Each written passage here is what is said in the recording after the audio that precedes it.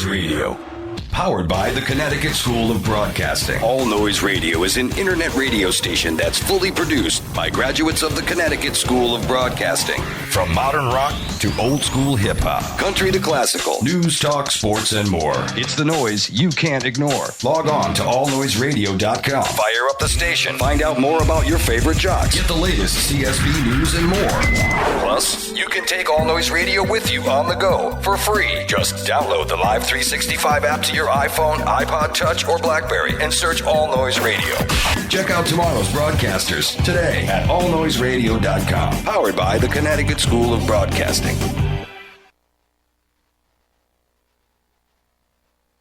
Sit back down and shut your trap. It's time for Keeping It Sports with M3, right here on All Noise Radio. Are you ready? Are you ready? Well, I'll need some beer. Are you ready? You have to ask me nicely. Come on now, don't be bashful. Are you ready? Are you ready for Place for the best sports talk and news surrounding each league. I can prove it with my usual flawless logic. Hey man, this time I'm gonna do it my way. What's your name again? And now, here's your host, M3, Mike Rosansky. Coming to you from Cherry Hill, New Jersey. It's time for Keeping It Sports with M3, powered by the Connecticut School of Broadcasting.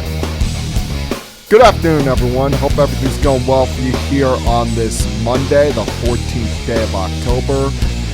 As they say, it's a Columbus Day out there, although this isn't really one of those holidays that is truly recognized for people getting off. Unless you're a kid, you're off from school today, which seems kind of unfair considering, didn't they just start school about 3 weeks ago? Anyhow, a lot to get to today, a lot to talk about today. Hope you all enjoyed your weekend, had a good time watching the baseball playoffs, watching the NFL on Sunday. Lost my train of thought there for a second there.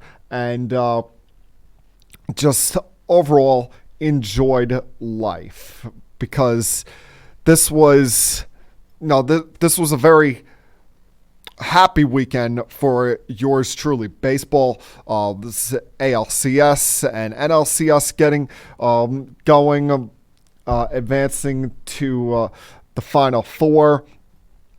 Then you have the NFL on Sunday where, it's kind of in a toss-up here. What do I start with talking about today? Do I start with the NFL, or do I start with Major League Baseball? Because with the NFL, for the first time in several weeks, there's actually something to talk about when it comes to the team I root for, the team that I'm a passionate fan of, that being the New York Jets.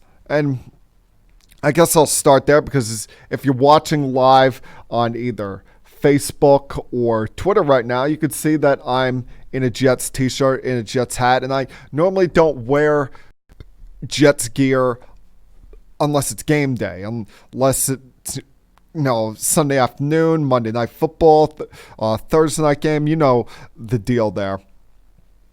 But I was very happy yesterday, and the reason is it not just because the Jets pulled off the win, upsetting the Cowboys at MetLife Stadium.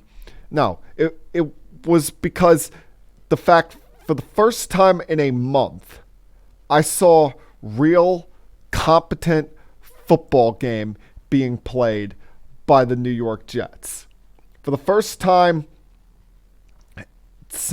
in week one when they played the Buffalo Bills, I saw the Jets look like an actual professional football team, having an actual NFL caliber quarterback behind center, with Sam Darnold finally returning from his bout with mono. And believe me, I was concerned as all hell going into this game because I thought, bad offensive line, Darnold's first game back. Yeah, they're saying the spleen is back to normal size, but you're still not ruling him completely out yet when it comes to potential internal infections.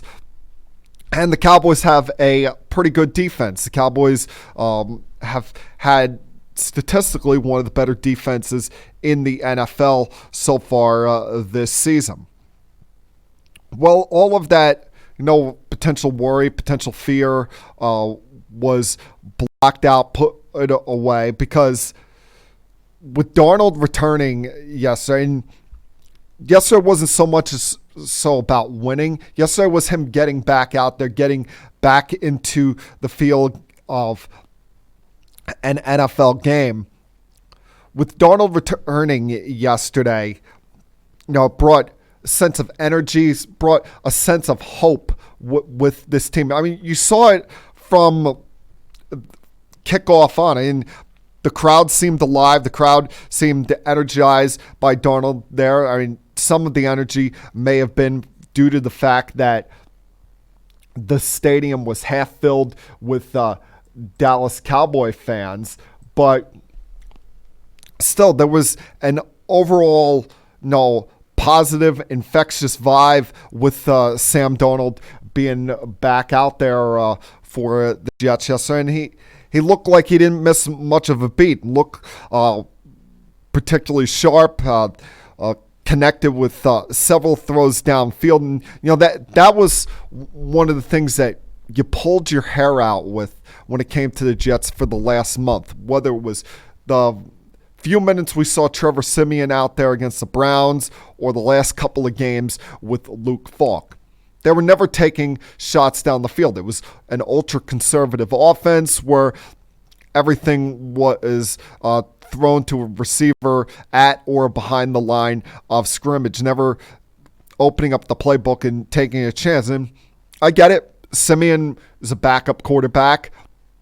Luke Falk is a guy that's a practice squad guy, now out there on the streets as a free agent.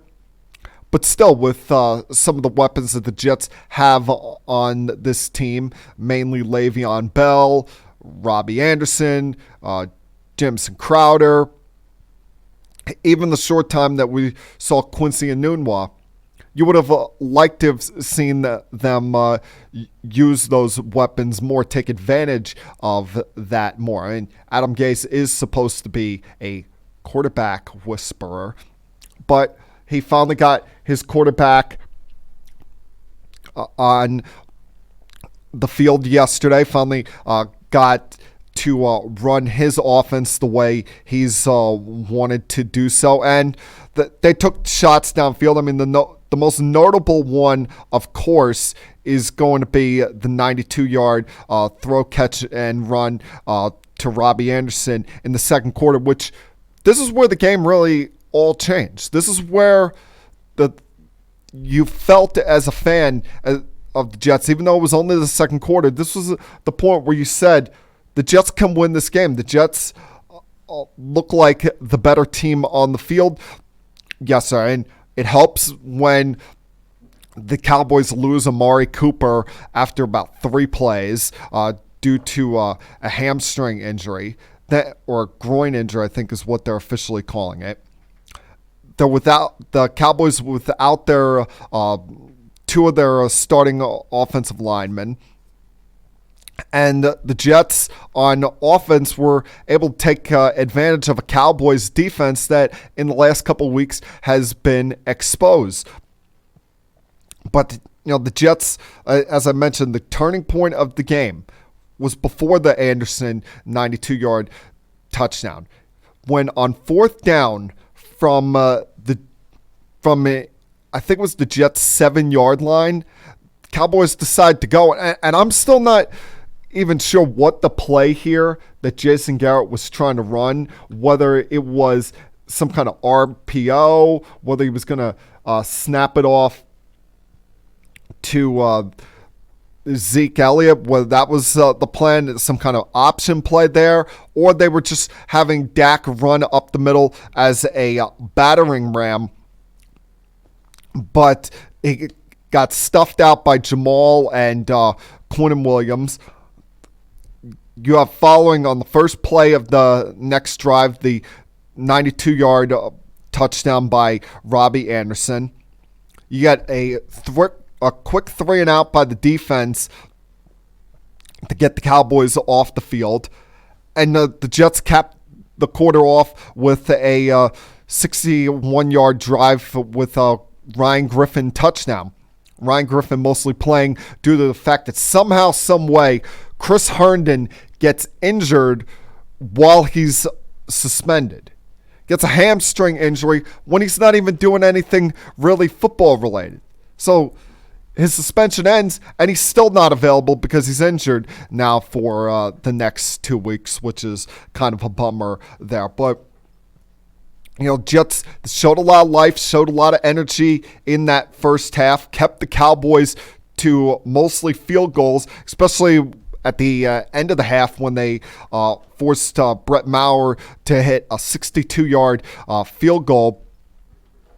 But all throughout, just an energy that there had not been with the Jets for a month now.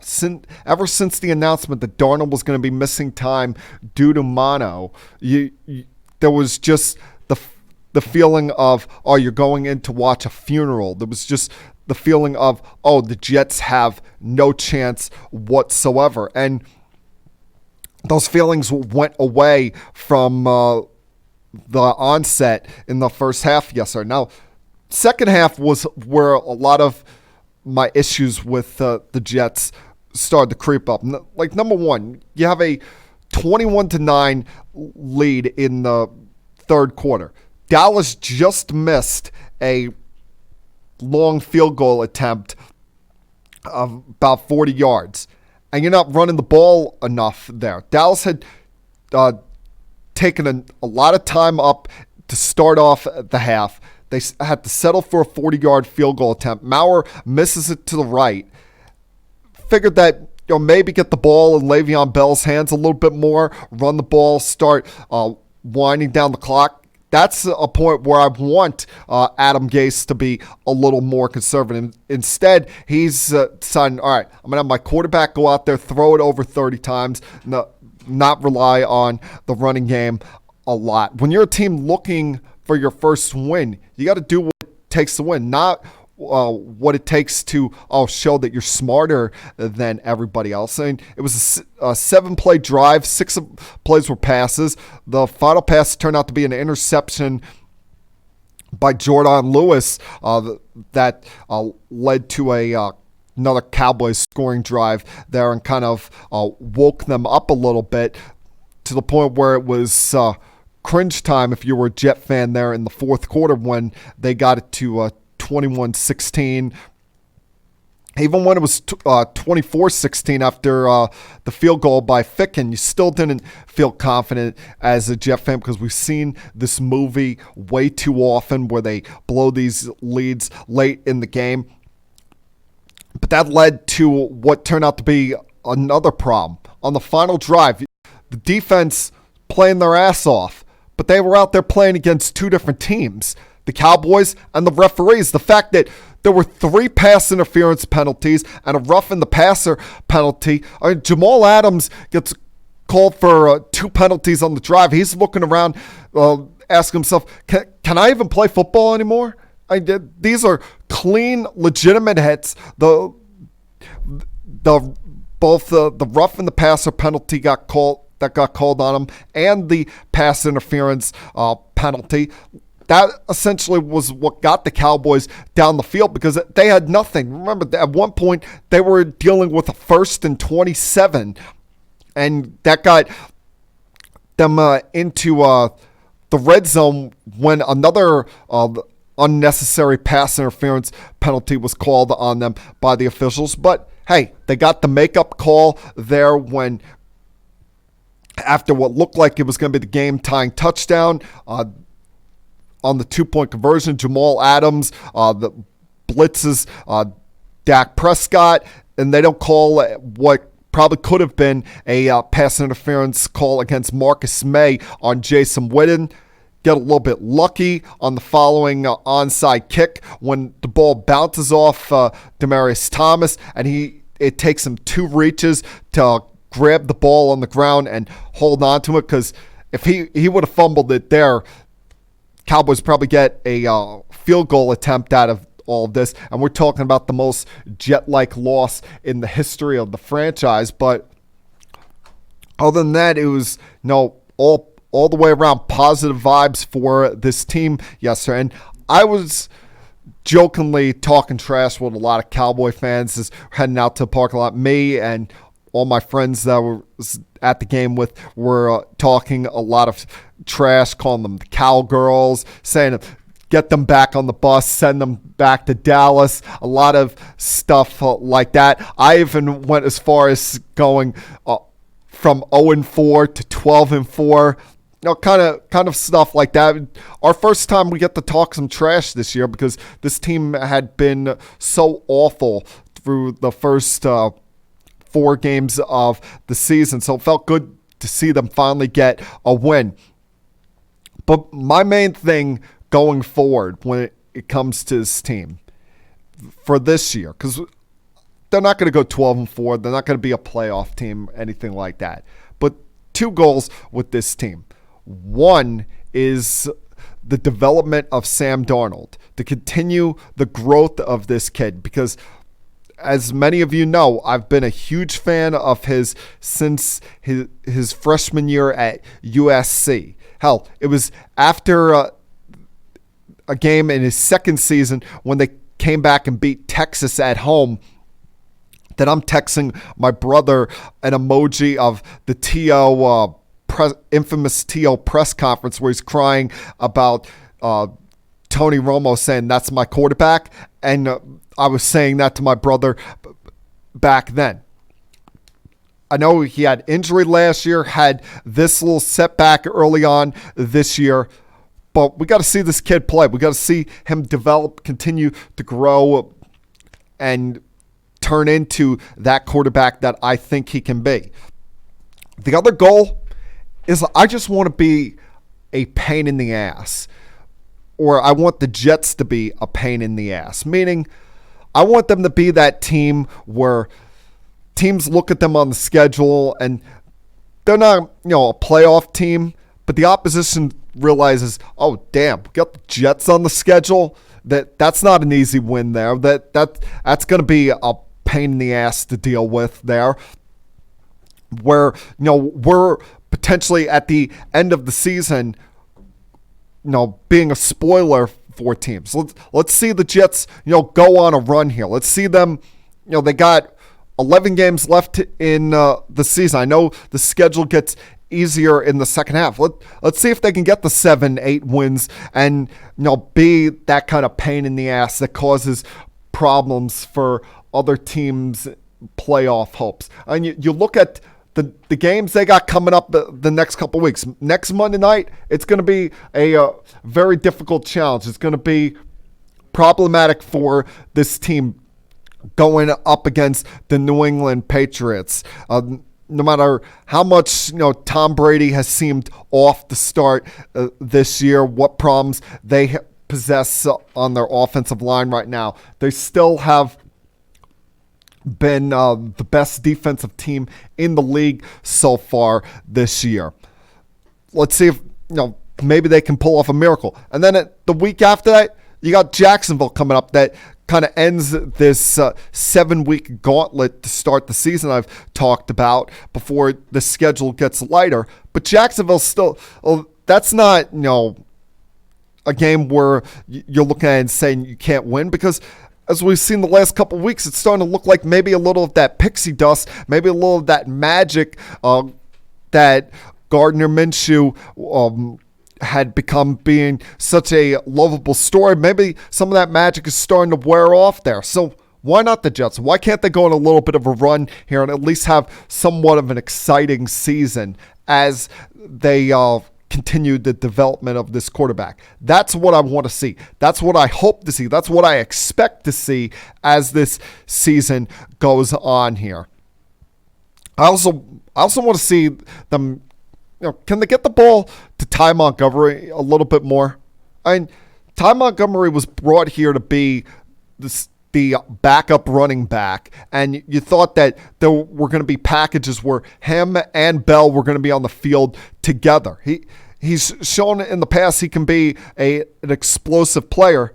Yesterday, of the 54 offensive snaps, he was on the field for 6 of them, didn't get 1 carry, and was targeted 3 times. And, well, Bilal Powell was on the field more than him. He was part of 8 offensive snaps. And that's one of my big gripes with Gase there. Get Bell and Montgomery on the field together and start showing some of that creativity now that you got your quarterback back there. And when you have a chance to run out the clock, take advantage of that. I know you have a bad offensive line, didn't have a lot of big gaping holes, opportunities for Bell yesterday, but you have one of the best running backs in the league. Take advantage of that and not get cocky when you have a big lead, because you almost blew it.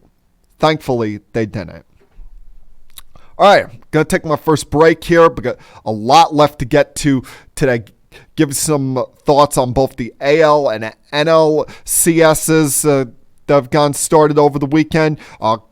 Go around the league from yesterday. So a lot to get to. Remember, as always, if you're watching live and you feel like calling into the podcast, be sure to do so at 856-330-4749. That's 856-330-4749 at any time throughout the program, unless I'm at a commercial break. And feel free to express any thoughts, opinions of anything going on in sports.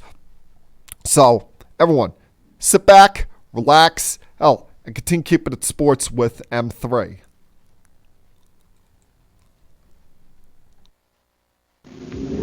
I'll be back. You know, our jobs occupy more than half our waking hours. Shouldn't we be doing something we love?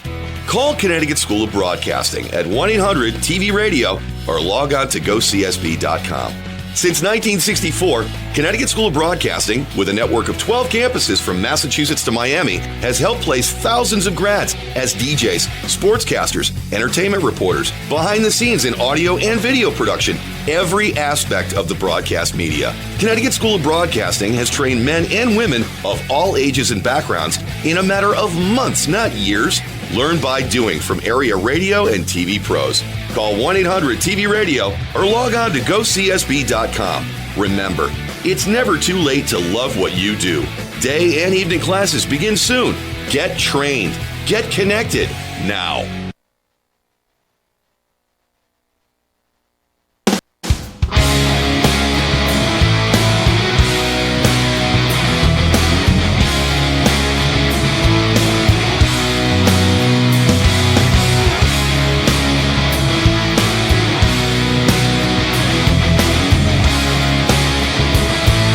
Welcome back to Keeping It Sports with M3 on this lovely Monday afternoon. Probably one of the last truly lovely Mondays we're going to have.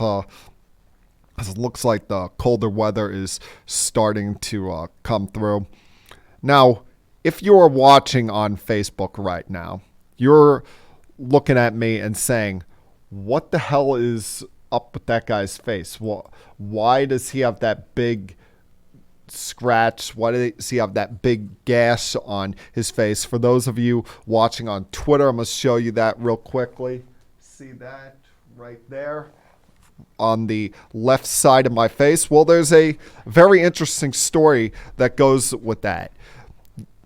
Being a Jets season ticket holder, yesterday I was at the game, and normally my friends and I travel up there in this Jets themed school bus that a couple of my buddies own, that one of them keeps at their parents' house.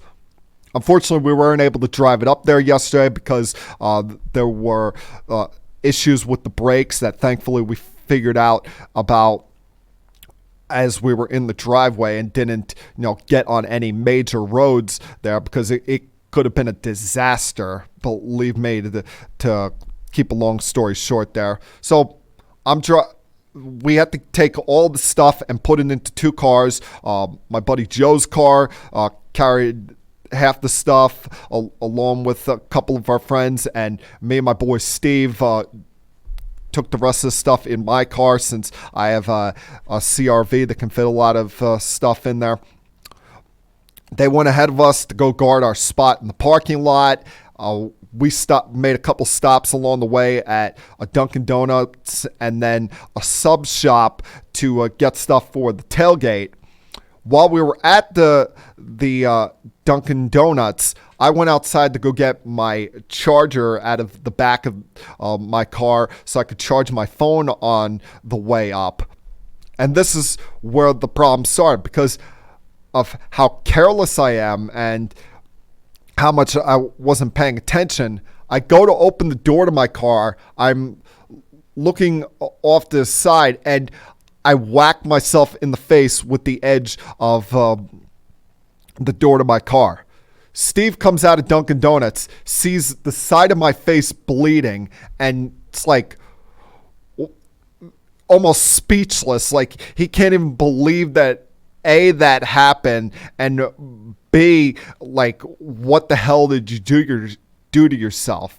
Goes back inside, had to get a bunch of napkins so I could stop the bleeding and be able to drive up there. But it was just a mess. It was an overall mess that, as I said, things could have been a lot worse. If you were, if you knew me and knew the full situation of what went on here with the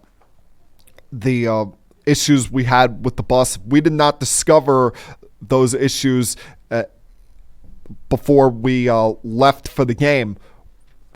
Hell, there might have not been a podcast today. That's how bad the problems with the bus were yesterday. So thankfully, everyone's safe other than the left side of my face. And, it's something we can all laugh about and poke fun at for today. So, now, as I explain my depressing life there, let's get to something a little more happier. Let's go through and recap the rest of the action from Week 6 in the NFL. Get to the baseball coming up there because there's a lot of things I want to talk about that. Finish up with the NFL here. Second week in a row, we had a London game, and the only positive about it was that it was at 9:30 in the morning, so people could actually watch it before getting ready for the 1 o'clock slate and the 4 o'clock games during the day. While the Panthers, it's a good win for them. It's the 4th win in a row with Kyle Allen at quarterback, and now they have an issue that needs to be discussed here. What do you do when Cam Newton comes back? Because this offense seems a little bit more in sync with Kyle Allen back there at quarterback. And there's nothing that you look at Kyle Allen where you say he does that great, but he's solid. He's a game manager. I know it comes off as a dirty word, but he does enough where he doesn't get in the way of this team winning. Allows the defense to remain strong. Christian McCaffrey to continue having an MVP level year, and he just continues on being kind of a role player in the whole scenario. The main story here is how bad Jameis Winston was. Don't be fooled by this guy throwing for 400 yards. It took 54 attempts for him to compile that yardage. Jameis Winston was awful. Threw 5 interceptions, had a fumble in this game, and just was giving the ball away at every opportunity. The first 3 interceptions all led to scoring opportunities for the Panthers. The first one, on the first play of the game, gets picked off by Bradbury, ends up with Carolina settling for a field goal. In the second quarter, he throws one to Elliott. Allen quickly connects with McCaffrey for a touchdown. The first one in the third quarter, he gets picked off by Kuechly. Samuel has one of his touchdowns on the day to make it 27-7. So all of those interceptions, they were in territory for the for the Panthers to have quick scores. That's why if you look at the stat line, you'll see Tampa Bay had over 400 yards of offense in this game. Carolina had about 250 because they didn't have to do much. They kept getting the ball on the 25-yard line because Jameis is giving it away. And then the last 2 interceptions he throws at a time when it looked like, maybe they can make a comeback. They close it to within a 11-point game. And he throws 2 interceptions in the fourth quarter. One to Ross Cockrell, and then the second one to James Bradbury on the Carolina 20-yard line in the last 20 seconds. Bruce Arians, he was throwing a fit there on the sidelines, and I don't blame him because Jameis Winston was being careless with some of these interceptions, and it's why you look at Tampa Bay. What do they have in Jameis Winston? That they don't know. No one knows. That's why they're probably going to be on the lookout for another quarterback this coming off season in the draft. And the irony of it is, Jameis Winston was the number 1 overall quarterback taken back in the 2015 draft.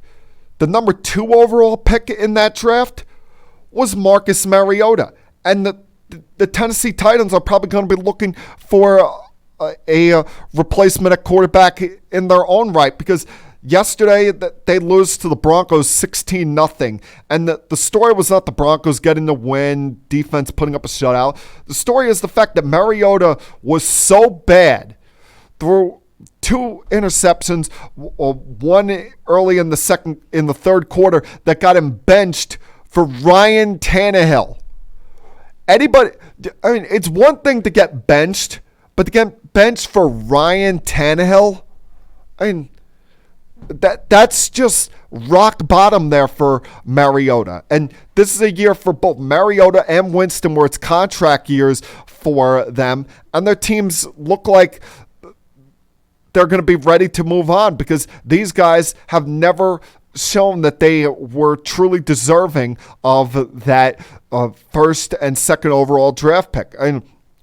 You look at that draft, that top 6 in the draft. You had Mariota at 2. You had Winston at 1. You had Leonard Williams at 6. All 3 of those guys have been busts. None of them have ever taken steps and gotten to that next level as NFL players. Another benching that took place yesterday, and this occurred in probably on paper the worst game of the day. The matchup between the Dolphins and the Redskins, 2 winless teams coming in, both looking for their first victory of the year. And I've been a big proponent of the Dolphins playing Josh Rosen this year from the get-go, saying that adversity builds character and that builds toughness and shows how strong mentally someone is. Obviously, the Dolphins do not believe in that and are not following along with the script here of this not being a winning season, this being a rebuilding season, because they benched Rosen in the fourth quarter down 17-3 for Ryan Fitzpatrick. I understand, he led them in a comeback. They attempted the 2-point conversion to Kenyon Drake at the very end. Didn't work out. I get all of that, and I have no problem with them going for the 2-point conversion, considering it's not like they're going to be a playoff contender this year. But that's why you needed to play Josh Rosen here. You needed to continue to allow him to have opportunities here, continue to allow him to have chances to try and build some kind of confidence. If he would have led that comeback, that's one thing. But Fitzpatrick leading the comeback, it feels like a double loss now. The ends did not justify the mains, did not justify benching him right there. What? Just so you could say, oh, you lost 17-16. It covered the 3.5 point spread. I know they don't think like that, but hey, don't rule something out. Still, it seemed unnecessary and a bad decision there by the Dolphins to do that. In some of the other games that actually mattered yesterday, the Ravens kept me alive in the Sean Hazard knockout pool. Thank you very much. With a 23-17 victory over the Bengals. And this was a story we saw with them once again yesterday, where they dominated at the line of scrimmage and were able to run the ball enough so that the Bengals weren't on the field a lot. And the Bengals were only on the field for 20 offense was only on the field for 20 minutes yesterday, while the Ravens had the ball for 40 minutes. It helps when you have a quarterback that can rush for over 150 yards and, not screw up when you ask him to drop back and pass the ball. And, Zach Thomas has got to be saying to himself, what did I sign up for? I'm without my two best wide receivers.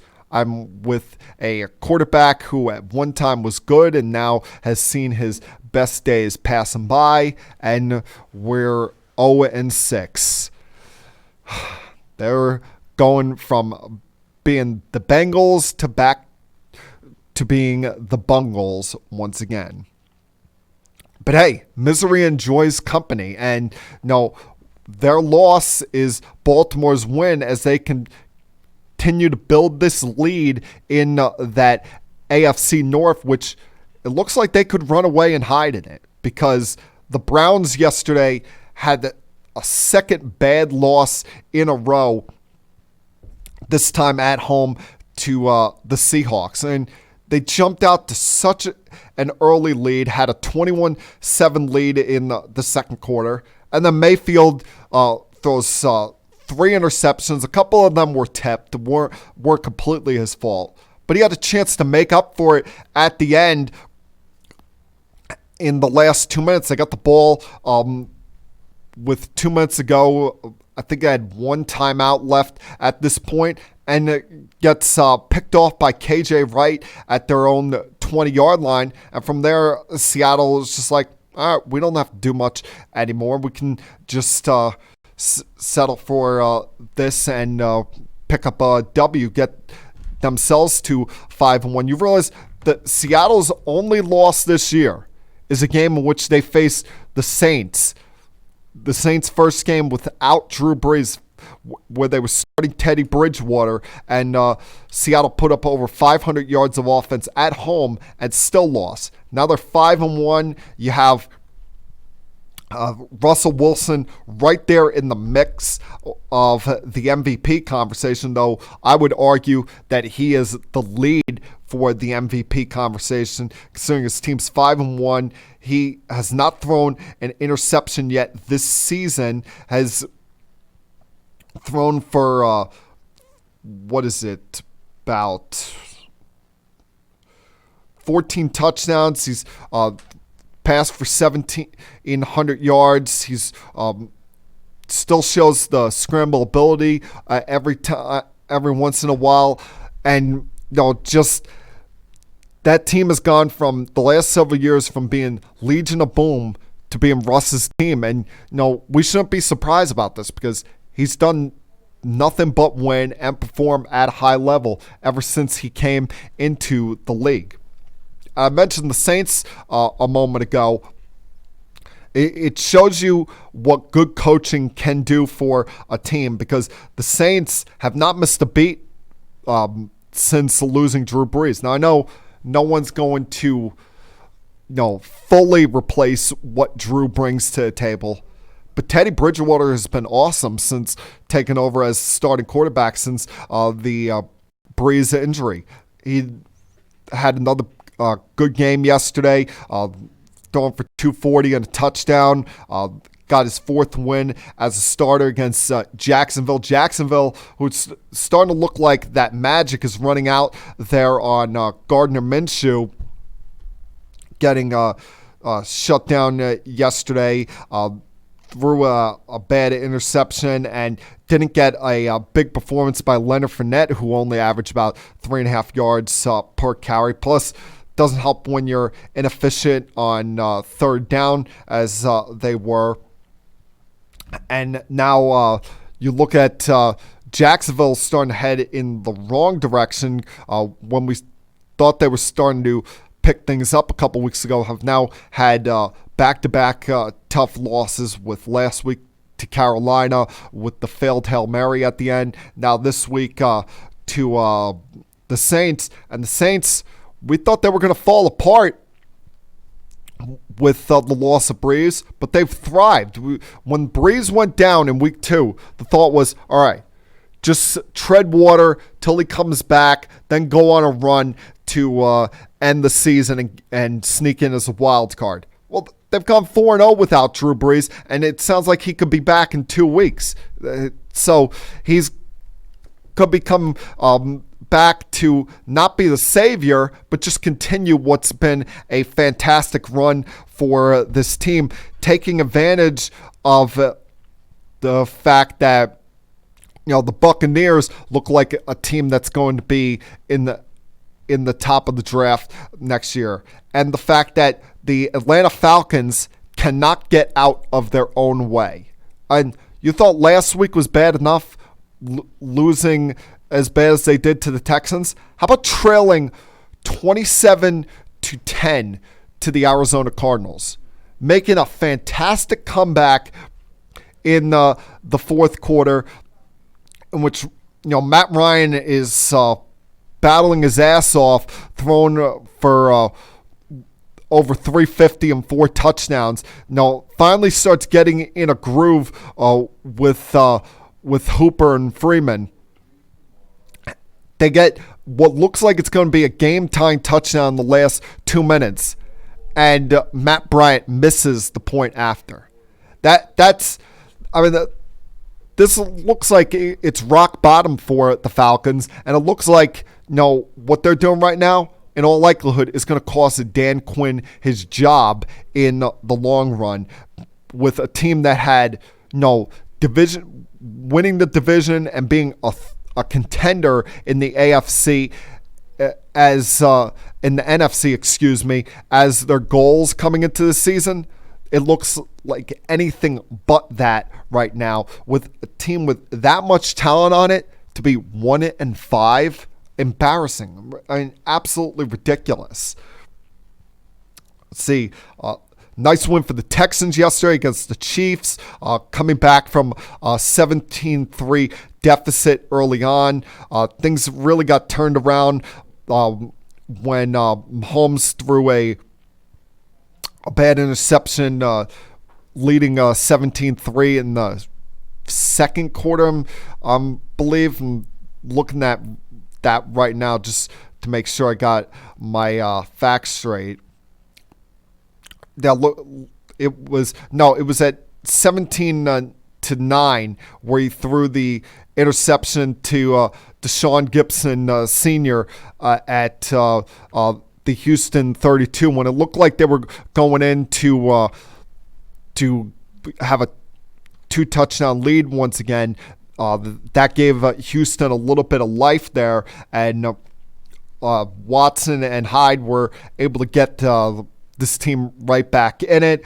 Had a couple big stops late in the game, especially when they forced Mahomes to throw the ball out of bounds on the long third down attempt from his own territory. Was able to find Hopkins on the fourth down attempt right after the 2-minute warning and lock up the win there for the Texans, who look like a dangerous team right now. But the Chiefs that are the real story here. Their defense letting them down again, allowing 28 points after having what looked like it was going to be a commanding, comfortable lead for most of the day. And we thought they were going to be the biggest threat to the Patriots. Now you're looking at them and you're wondering, can they fix these problems to go back from being just a playoff team to to once again being a Super Bowl contender. And we got to give Deshaun Watson credit. All the talk coming into this game was about, Patrick Mahomes. Well, maybe the Madden curse is catching up with Patrick Mahomes. And, Deshaun Watson showed him, it's like, hey, yeah, we were of the same draft class. We were a couple picks apart.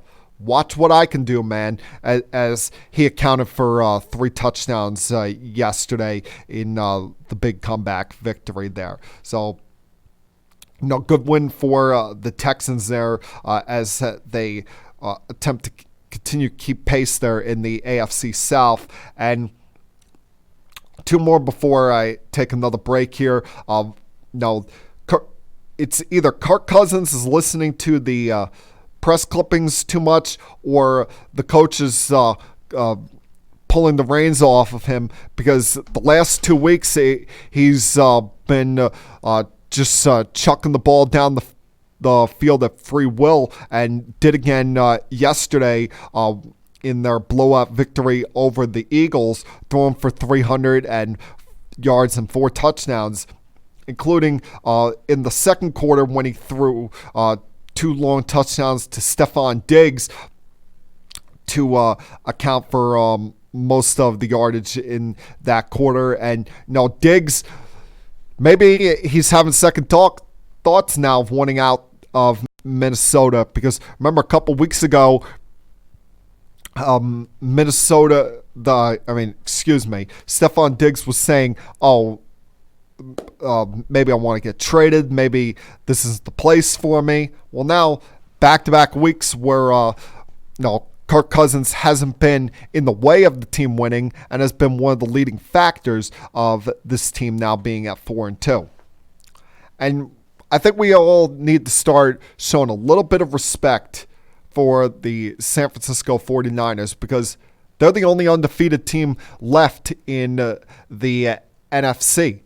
5-0, another dominant performance by their defense after last week where they beat up Baker Mayfield on Monday Night Football and allowed 3 points to the Browns, shut down Odell. Yesterday, they allowed only 150 yards total to the Rams. And I know the Rams were without Gurley yesterday. He was still dealing with some issues, but Jared Goff looked overmatched all day, was sacked 4 times, had his worst statistical game of his career, with thrown for under 100 yards and fumbled the ball twice. And you know it's bad when the quarterback stays in the game the entire game and throws for under 100 yards, but that was just the kind of pressure that the 49ers had on them yesterday. And now that you look at them and you say,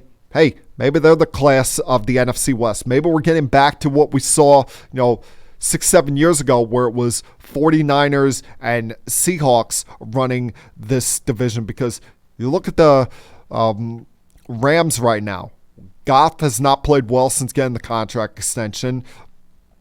Gurley is constantly hurt. You have constantly have questions of what's going on with this guy. And you look at Sean McVay and you're saying maybe he's not the whiz kid offensive wonder genius that we all thought he was. The fact that they're not able to overcome these issues, and after starting off what looked like a average 3-0, they've lost 3 in a row and have just looked like a complete mess the last couple of weeks. All right, gonna take another break here so I can go take a drink and get my voice back in a better place, because I burned that out so much with the Jet game yesterday. Come back on the other side, close things out with some baseball. Continue keeping it sports with M3. I'll be back.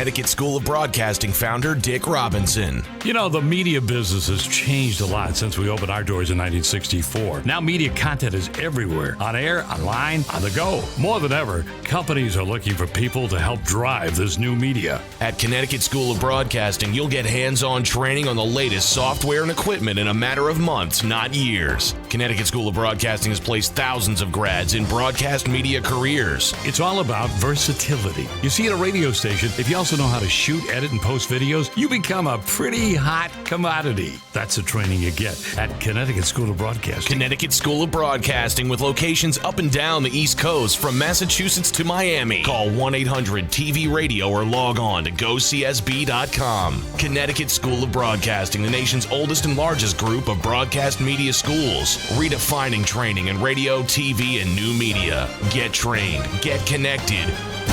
1-800-TV-RADIO.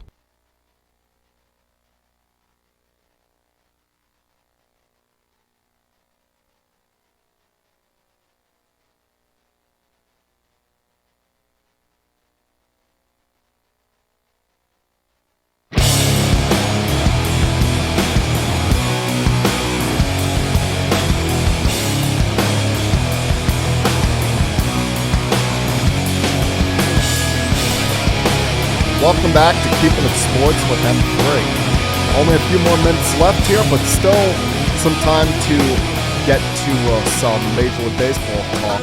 So first I want to throw in a quick thought or two here about this whole situation with the NBA. Now, I'm not completely aware of what's going on there with Hong Kong. From what I do know is they want democracy, and they're in a country that is dealing with dictatorship.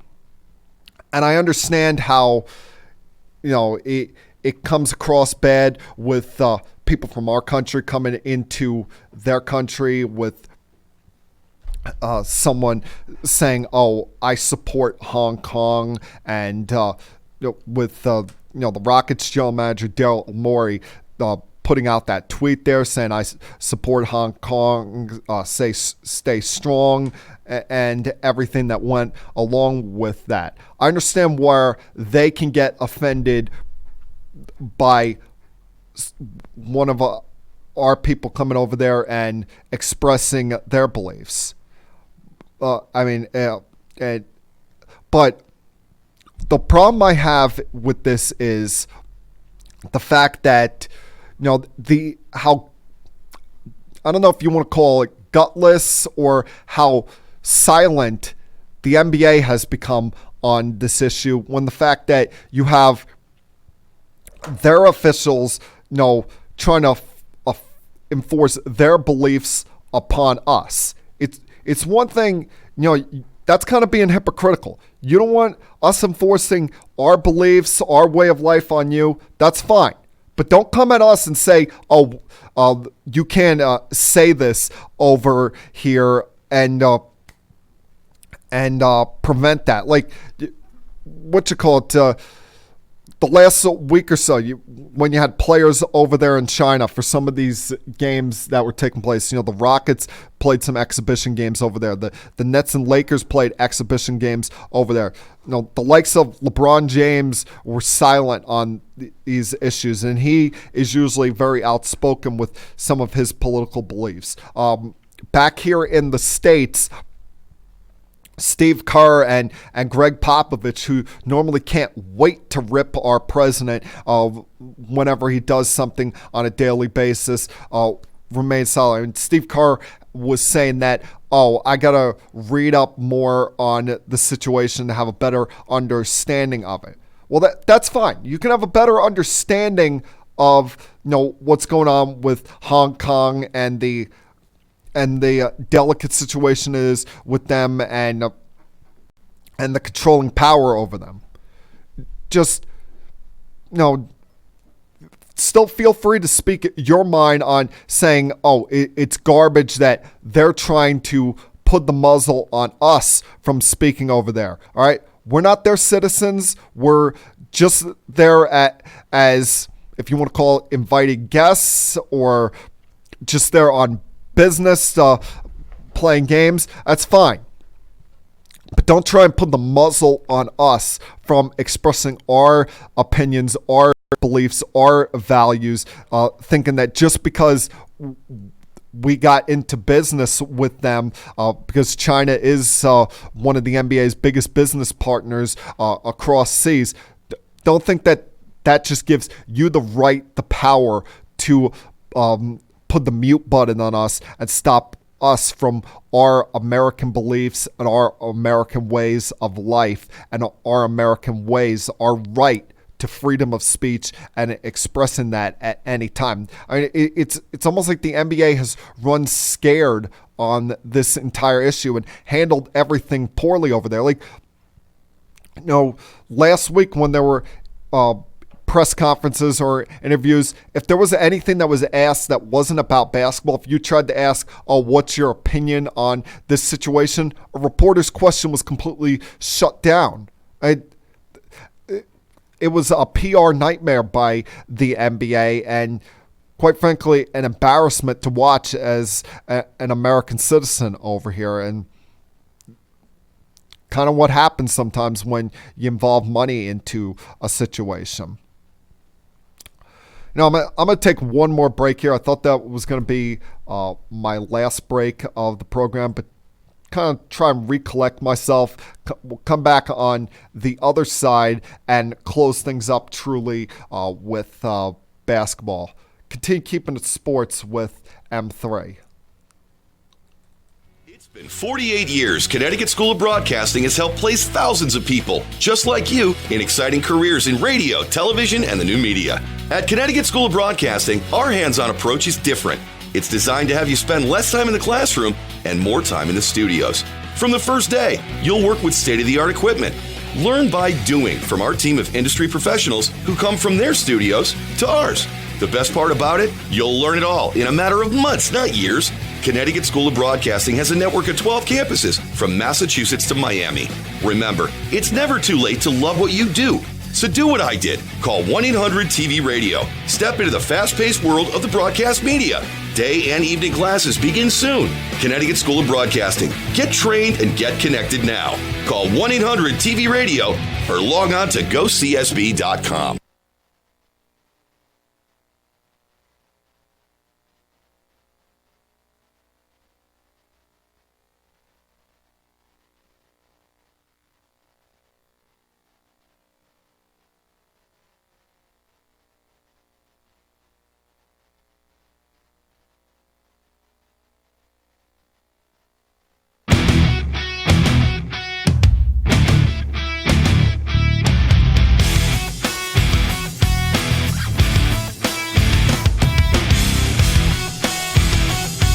Welcome back to Keeping Sports with M3. Going to close things out now with, sports. What actually needs to be talked about. Not any of the off-the-field nonsense or off-the-court nonsense like I just talked about with the NBA. Because we're in the midst of my favorite part of the sports calendar, the baseball postseason. Because baseball's my number one sport, and as I've always told you guys, when it comes to the four teams I root for, the Yankees and baseball, that's the number one child. That's the child that brings me the most happiness, most enjoyment.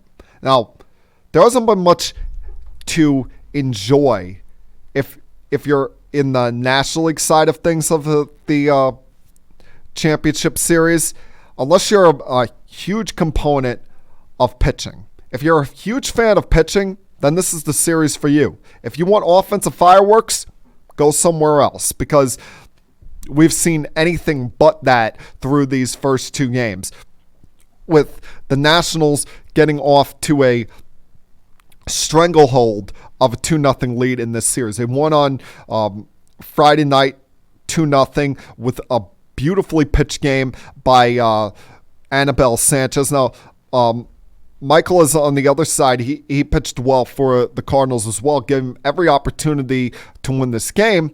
but the Cardinals couldn't get anything going offensively. It was a stranglehold by Anibal Sanchez, who held the Cardinals to one hit over 7 2/3 innings. The only hit he gave up was a bloop single to center field by Jose Martinez with 2 outs in the 8th inning. And from there, Sean Doolittle came in for a 4-out save to shut the game down and give the Nationals a lead to start the series. Then in game 2, you have a matchup of 2 veteran pitchers, one who is going to the Hall of Fame and one who it's kind of questionable whether you would put him in there. I mean, maybe 5 years ago I would have thought Adam Wainwright has a shot at it, but the last couple of years he's kind of taken some back steps in his career, but definitely showed on Saturday he's capable at any time of rewinding the clocks and turning back into the Adam Wainwright that from 2007 to about 2014, 15 was a guy that every year you thought of as a Cy Young contender and a guy that in the big game was one of your top choices to have on the mound. And he seemingly matched Scherzer